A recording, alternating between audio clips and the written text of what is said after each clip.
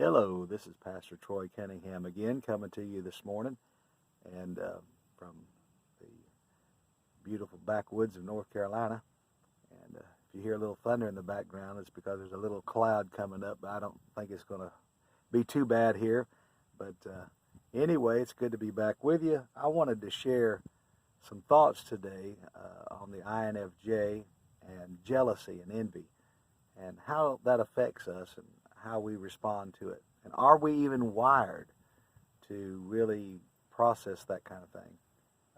I want to look at some verses of Scripture in the Bible and to kind of give us wait till this car goes by, to give us an overview of kind of what we're talking about. Song of Solomon, chapter 8 and verse 6 says, "Set me as a seal upon thine heart, as a seal upon thine arm. For love is strong as death, jealousy is cruel as the grave. The coals thereof are coals of fire, which hath a most vehement flame." So I want you to think about that. You know, the Song of Solomon, this Solomon, the wisest man that ever lived, supposedly, according to the Scripture anyway, said that jealousy was as cruel as the grave. That's pretty strong words to say about an emotion such as that.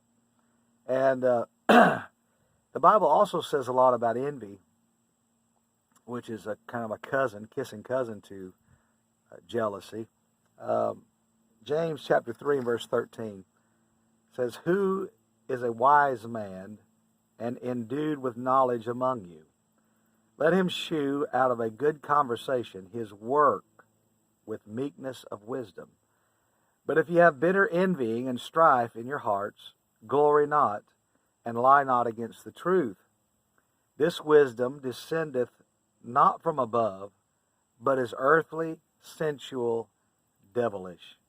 For where envy and strife is, there is confusion and every evil work.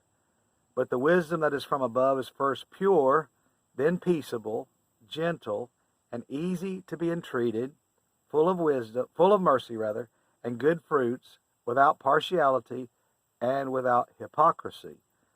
And the fruit of righteousness is sown in peace of them that make peace." Now, I read all those scriptures to try to talk a little bit about, envy and jealousy, and how do we process that. I was chatting online with, back and forth with people making comments.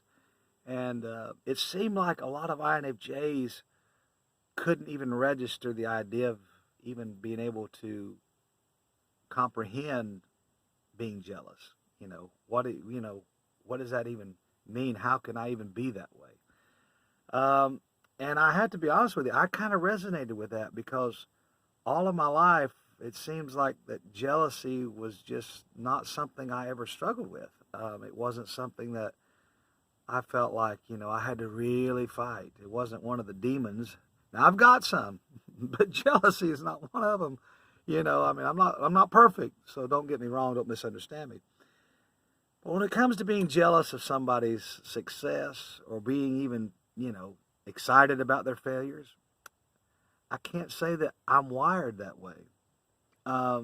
And as I began to look at other people's comments, I realized that a lot of INFJs kind of have the same view of life. They really have a hard time even contemplating, being wired that way and being a jealous type person. In fact, we're probably the opposite in a lot of ways because of our personality. This is perhaps one of the things that many of us, I'm not going to say all, because I'm sure there are some very envious INFJs out there, but I'd say if you're healthy and you're in a healthy environment, this is probably not something that you struggle with. I can say that in, all of my relationships in the past and in the present, I don't fight or struggle with this overwhelming sense of jealousy or envy. I don't envy people. I'm not jealous of all the good things that come their way.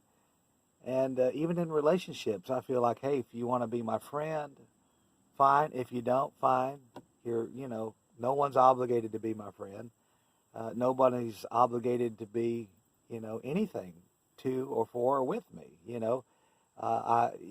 You're blessed if you're my friend because I'll treat you very well, and if you don't want to be, that's fine. There's going to be times I'll tell you the truth. I'm not going to always hide the truth from you, but I'm going to say it in love, hopefully, and with the right spirit and the right motive.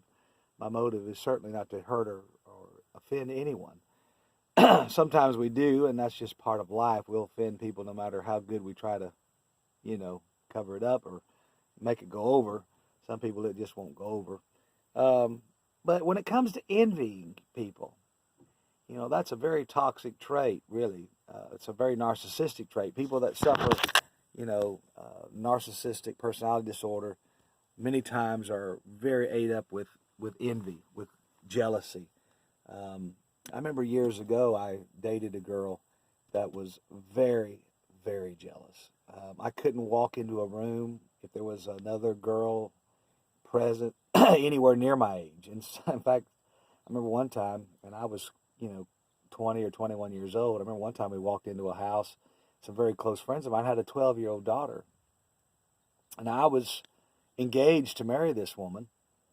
And all the way back to her house, she begins to accuse me of having something going on between me and this 12-year-old girl. I mean, it was just ridiculous, I had known that family for many, many years. We went to church together, and we were in the home, and all she said all the way back to the house was, "Did you see how the way she looked at you? Did you know how she was reacting to you?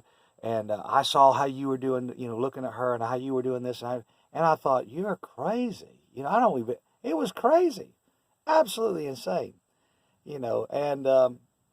So there's people that really struggle, with jealousy, with envy, with, always looking at people with, and I realize now that she was very narcissistic and just projecting onto me the things that she struggled with.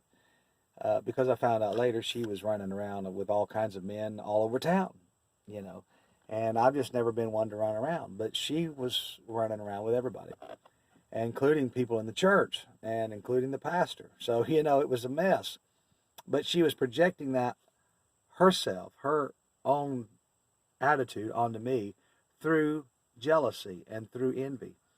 So, but this, I never looked at her. When I went into a place where there were other men that she knew or other people that, she would have grew up with, it never crossed my mind. Oh, she's running around. She's doing things behind my back. Never crossed my mind. I'm not wired that way. It's just not in me to process a relationship in that light. And, I want to know, is that similar to some of you INFJs? Do you seem to really not have a problem with jealousy and envy? And of course, as a Christian, this is just, I was raised in church. I was raised knowing these verses right here, what I've just read to you. I've always known that jealousy is cruel as the grave. I've always known that where bitter envy and strife is, there's confusion and every evil work. So there's nothing righteous or good or wholesome about envy and strife and jealousy. There's nothing there that's going to produce anything that's going to turn out for our good. So, with that in mind, I've always tried to avoid that kind of feeling or emotion myself personally, if for no other reason, because it's scriptural. But I have to be honest, honestly, it's never been something that I've absolutely had to fight. It's not one of the demons that I possess. So I may have a few others, but jealousy is just not one of them. In my family now, there's just no jealousy in our home. We don't sit around and stew and fret and worry about each other, where we go, what we do. We're not looking at behind each other's backs, and it's just not there. So let me know, how do you process jealousy? How do you process envy? Is it something maybe you struggle with? If you do, let me know how and why. And maybe you've been, exposed to more toxicity than I have. Maybe the more toxicity people are exposed to as INFJs, the more trouble they may have in this area. I don't know. But, let me know how this has affected you. That's just something I wanted to talk about today. I thought it was an interesting discussion online. And I just thought I'd bring it to your attention here on YouTube and see how some of our YouTube friends process this. Anyway, it's just good sitting here and chatting with you, and still out here. I've heard a little bit of thunder, but I don't think it's going to be too bad. I hope you all have a blessed, wonderful day. It's a beautiful Sabbath again here on Sunday out in the woods of North Carolina. We love and appreciate all of you, and thank you to my new subscribers. And I see I have several new ones this week, and it's good to have you on board with us. And I hope we can say something that'll be a blessing to each and every one of you. Take care now. Bye-bye.